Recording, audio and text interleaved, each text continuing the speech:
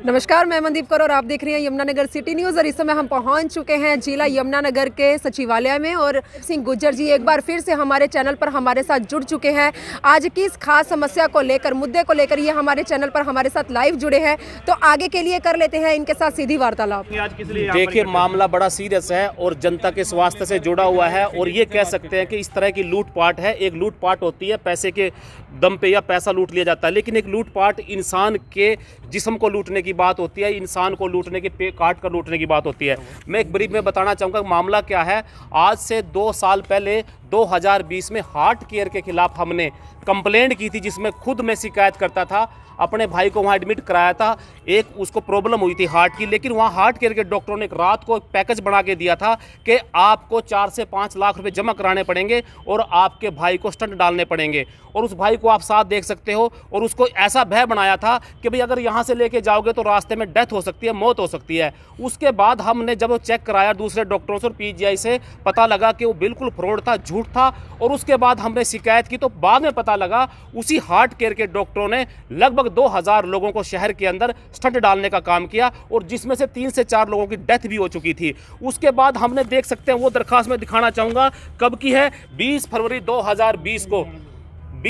2020 को डीसी साहब ने कमेटी का गठन किया था, 5 सदस्यीय कमेटी का गठन किया था, जिसमें से सीएमओ को अध्यक्ष कमेटी का बनाया गया था और कहा था बहुत जल्दी इसका जांच आ जाएगी, उनके खिलाफ कार्रवाई की जाएगी। लेकिन धरने प्रदर्शन करने के बावजूद भी उस जांच को दबाया गया। और उसके बाद क्या हुआ कि हम लगातार उस जांच के लिए डॉक्टर साहब के कमेटी के पास जाते रहे। सीएमओ यमुनानगर ने यह कहकर लटकाते रहे कि भाई अभी कोरोना की महामारी चल रही है, अभी जल्दी जांच रिपोर्ट आ जाएगी। और मैं बताना चाहूंगा कि उसी हॉस्पिटल आयुष्मान योजना के पैनल पे था, और आयुष्मान योजना के पैनल पे रहते हुए हार्ट केयर को आप देख सकते हो 48 लाख रुपया। आयुष्मान योजना क्या है? आयुष्मान योजना वो योजना है, गरीब व्यक्ति का इलाज का पैसा सरकार देगी। लेकिन यदि गरीब व्यक्ति इस हॉस्पिटल में और किसी भी पेशेंट या दर्द के लिए वहां चला गया, इस हॉस्पिटल ने स्टंट डालने का काम किया, आप देख सकते हो। लेकिन जांच के दौरान सीएमओ ने बताया था कि हमने आयुष्मान योजना के पैनल पे इसको हटा दिया गया है और अब इसको निलंबित कर दिया गया है। लेकिन क्या हुआ, इतना बड़ा फ्रॉड मैंने पहली बार देखा। अब पता चला उस हॉस्पिटल ने उसी जगह पर अपना नाम बदल दिया और वहां उसने रख दिया केयर पार्टनर। हार्ट केयर और केयर पार्टनर दोनों एक ही फर्म में हैं। वो जो लूटपाट जिसका नाम बदनाम हो चुका था, जिसकी जांच चल रही थी, उसने अपना नाम रख लिया केयर पार्टनर और उसी तरह झूठ बोलकर स्टंट डालने का काम कर दिया। और आरटीआई के माध्यम से पता चला उसी जगह पर देख सकते हो, इसी केयर पार्टनर को नए स्कीम के तहत फिर आयुष्मान योजना का पैनल दे दिया गया। और आप देख सकते हो इसको 31 जनवरी 2021 इसको 28 लाख रुपया आयुष्मान योजना का फिर दे दिया गया है। किसकी मिलीभगत है? सीएमओ की मिलीभगत है और सरकार की मिलीभगत है, स्वास्थ्य मंत्री की मिलीभगत है। और जो कहते हैं कि स्वास्थ्य मंत्री अच्छे काम करेगा, मुझे लगता है स्वास्थ्य मंत्री का भी खुद का स्वास्थ्य खराब है। हरियाणा सरकार का स्वास्थ्य खराब हो चुका है। अरे आम आदमी की किसी तरह की कोई प्रोटेक्शन नहीं है। और इस दरखास्त को देने के लिए हमने 2 साल तक लगातार कोई जांच रिपोर्ट नहीं दी। तो आज हम डीसी साहब को इस बनाई गई जांच कमेटी की जांच करने के लिए दोबारा से एक जांच कमेटी का गठन करने की मांग की। और मैं आपके सामने दिखाना चाहूँगा, बताना चाहूँगा कि आज भी आप देख सकते हो उस हॉस्पिटल का नाम उसी जगह पर केयर पार्टनर रखा गया। और ये सरकार की स्कीम होती है, एक गरीब व्यक्ति के लिए कानून बनते हैं। यदि किसी गरीब व्यक्ति कहीं डिफाल्टर हो जाता है, कनेक्शन बिजली बोर्ड का अगर वो डिफाल्टर हो जाता है, उस जगह पर कनेक्शन गरीब आदमी को नहीं मिलता, इसलिए कह के भगा दिया जाता है कि इस जगह पर आप डिफाल्टर हो चुके हो, नया कनेक्शन नहीं मिलेगा। हरियाणा सरकार से पूछना चाहता हूं और सीएमओ साहब से पूछना चाहता हूं, वो जांच रिपोर्ट आपने 2 साल तक दबा के रखी, आखिर उसको किया क्या? मैंने उस जांच रिपोर्ट को मांगने के लिए आरटीआई लगाई, लेकिन मुझे मना कर दिया गया कि जांच रिपोर्ट आपको निजी कारणों से नहीं दी जा सकती। मैं पूछना चाहता हूं, अनिल विज स्वास्थ्य मंत्री जी इतनी उछल कूद करते हैं और मुझे लगता है आप जगह जगह जाकर सरकारी ऑफिसर को, गरीब व्यक्ति को, छोटे कर्मचारी को सस्पेंड करते हैं। मुझे लगता है आपने खुद अपने आप को सस्पेंड करना चाहिए। आज शर्म की बात है, आज भी उसी जगह पर उसी तरह की लूटपाट चल रही है। और यदि कोई किसी किस्म का व्यक्ति हार्ट के प्रॉब्लम से वहां चला जाता है, उसको फर्जी स्टंट डाल दिया जाता है। और 4 लोगों की डेथ हुई थी। और जिस जांच रिपोर्ट की मैं बात कर रहा हूं, 25 लोगों के नाम से रिटन कंप्लेंट दी गई हुई है। सबसे पहले हॉस्पिटल का नाम क्या था? पहले इस हॉस्पिटल का नाम था हार्ट केयर। अब जाकर जनता को दिखाने का काम करें, क्योंकि सोशल मीडिया का बड़ा धन्यवाद करता हूं, सच्चाई लेकर आते हैं, उसके सामने वीडियो जाकर बनाइए, वहां केयर पार्टनर लिखा हुआ है, उसी जगह वही हॉस्पिटल और वही लोग, वही डॉक्टर लूट किसको रहे हैं? एक आम आदमी को। नाम क्यों बदला गया? नाम इसलिए बदला गया है, यदि चोर बदनाम हो जाता है, कोई डकैती डालता है, एक नाम बदनाम हो जाता है, फिर वो दूसरे नए रूप में आता है, दूसरा नाम लेके। ये चोर बाजारी है सरकार के साथ मिली हुई है। स्वास्थ्य मंत्री अनिल विज भी शामिल है इस हॉस्पिटल को चलाने में, लगा हुआ है।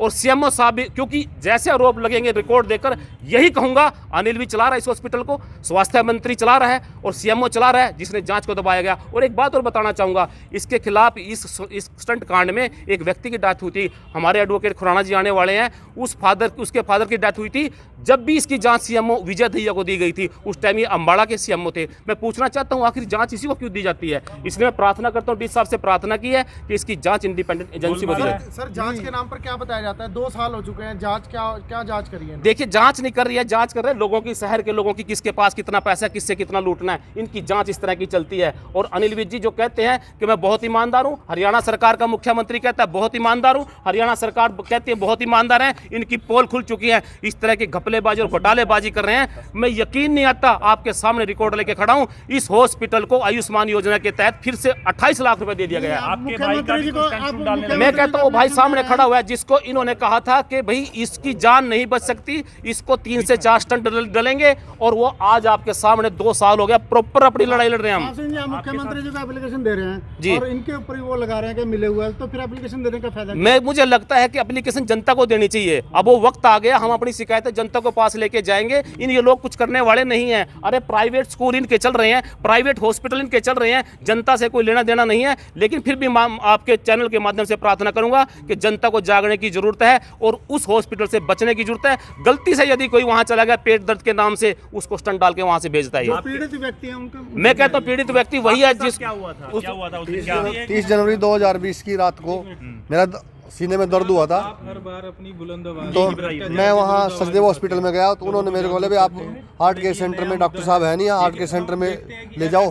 तो वहाँ भाई ले गया, अधिकारी चले जाते हैं। बेटा और भाई ले गए मेरे को। उन्होंने कहा तुरंत आपकी वर्दी बदली जाएगी। मेरी वर्दी बदल दी, मेरे कपड़े निकाल दिए, दूसरी लीली वर्दी डाल के मेरे को बोला भाई आप, वकील साहब और भाई बेटे से बोले भाई आप पैसे जमा कराओ तुरंत, इनका तो स्टंट पड़ेगा, तुरंत वो ऑपरेशन करना पड़ेगा। नहीं मेरे मैं वहाँ से मैंने कहा डॉक्टर साहब मेरा दर्द नहीं है, अब मेरा दर्द ठीक है, कोई गोली इंजेक्शन दे दो। तो उन्होंने कहा नहीं आप फटाफट, उन्होंने मेरा अपना जो ऑपरेशन का सामान सारा तैयार कर लिया था।